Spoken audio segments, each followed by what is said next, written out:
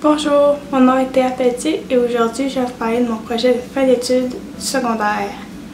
Alors, mon projet, j'ai décidé que ce soit des cours de danse pour être capable de partager ma passion et le plaisir que j'ai lorsque je danse. Bien sûr, je n'ai jamais vraiment enseigné et c'est la première fois que je fais des vidéos comme ça. Alors, soyez indulgents s'il vous plaît si vous voulez regarder. Dans ce projet, j'avais en tête de vraiment faire plein de cours, mettre tout mon temps dessus et après ça, je me suis dit, est-ce que moi j'aimerais ça regarder plein de cours? Que ça soit long, qu'il y ait beaucoup de théorie. Je me suis dit non, j'ai pas le goût, c'est pas le fun des longues vidéos de 25 minutes qui t'expliquent une petite affaire. Alors moi, ça va être des vidéos de 8 minutes, maximum environ. Je vais essayer de condenser tout ça. Et je vais essayer, en même temps de ces 8 minutes-là, de vous montrer le plus que je peux, sans que ça devienne trop long ou trop condensé comme cours. Alors mes cours sont divisés en 5 niveaux. Dans mes vidéos, vous allez retrouver une vidéo sur l'échauffement à faire, l'échauffement plus cardiaque, l'échauffement plus tout ce qui est abdominaux, chevilles, mollets, pieds avant d'aller faire plus du ballet, cardiaque avant d'aller faire plus du jazz contemporain. Personnellement, je ne fais pas de hip-hop, donc je ne pourrais pas faire de vidéos de hip-hop parce que ce n'est pas ma spécialité dans la danse. Et je vais vous offrir le meilleur que je peux, alors je n'irai pas dans quelque chose dont je ne suis pas sûre. Vous allez avoir des vidéos de ballet niveau 1 à 5. Je vais vraiment tranquillement. Niveau 1, c'est juste des pliés tendus, sauts, pirouettes.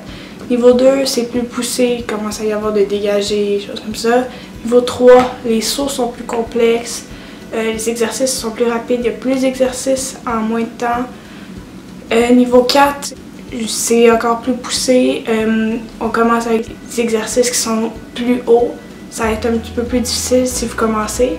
Et niveau 5, c'est quand vous êtes vraiment passionné comme moi et que vous voulez juste danser pour le fun et juste comme apprécier la danse.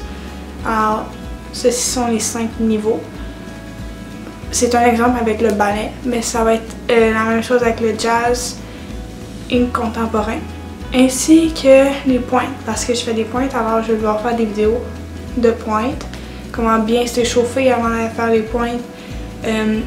Si vous avez des blessures mineures, bien sûr, je ne suis pas un médecin non plus, donc je ne pourrais pas vous aider si vous avez des blessures graves. Mais si vous avez des crampes, choses comme ça, je vais pouvoir vous aider en vous donnant des trucs dans des vidéos. Ainsi que des cours de base de pointe. Bien sûr, toujours avoir un professionnel si on n'est pas sûr. Et je ne suis pas à côté de vous. Donc si vous commencez les pointes, vous n'avez jamais fait ça de votre vie, n'allez pas magasiner ça demain dans n'importe quelle place. Allez voir un expert là-dessus.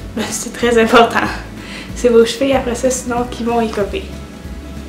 Maintenant, passons au matériel dont vous allez avoir besoin. Dans le fond, pour le matériel, vous allez avoir besoin de très peu de choses et vous trouvez tout ça dans une maison. Pour la barre de ballet qui est derrière moi, par exemple, ce n'est pas un achat obligatoire parce que si vous avez une chaise, c'est parfait. Ça convient parfaitement pour le travail que nous allons faire. Nous n'avons pas besoin d'une barre de ballet super sophistiquée avec plein de techniques dessus. Pas du tout. Juste un endroit où déposer votre main lors des exercices. Ensuite, si vous avez des blocs de yoga comme ceci, qui s'achètent au Dollarama, c'est très pratique lorsqu'on travaille l'équilibre, lorsqu'on s'échauffe et tout. Si jamais vous n'en avez pas, les marches font l'affaire. La même chose, c'est juste que c'est un bloc qui se traîne partout dans la maison, tandis que les marches, on peut pas traîner ça partout. Ensuite, une balle de tennis. C'est seulement si vous voulez améliorer votre hanche de pied ou vous avez des crampes que c'est utile. Ça se vend pas mal partout. Et moi, j'utilise ça minimum une fois par jour lorsque je danse. Ensuite, des bas d'échauffement, qui est très utile surtout en hiver. Si vous rentrez dehors, vous ressortez, ceci va garder vos mollets et vos pieds au chaud. Ce qui va faire que vos muscles ne vont pas se réduire très rapidement, qui va faire que vous allez avoir moins mal à tous vos muscles et à vos jambes. parce qu'il garde votre chaleur corporelle et la retransmet à vos muscles. Dernière petite chose est un élastique, comme les élastiques de physio ou celui-là est un peu plus épais, qui est très... Ça n'a pas besoin d'être très raide comme élastique, juste besoin d'avoir une bonne tension lorsque vous vous exercez, surtout vos pieds et vos chevilles.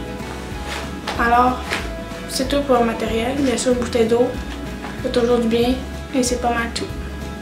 Les vidéos servent surtout à pouvoir peut-être confirmer si vous aimez la danse, si c'est un élément qui vous plaît, si c'est quelque chose que vous aimeriez peut-être faire plus tard, que vous n'êtes pas sûr et que vous ne voulez pas payer pour vos cours.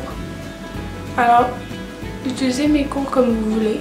N'oubliez pas d'écrire dans les commentaires si vous en pensez pour que je puisse m'améliorer de fois en fois. Et bien sûr, abonnez-vous.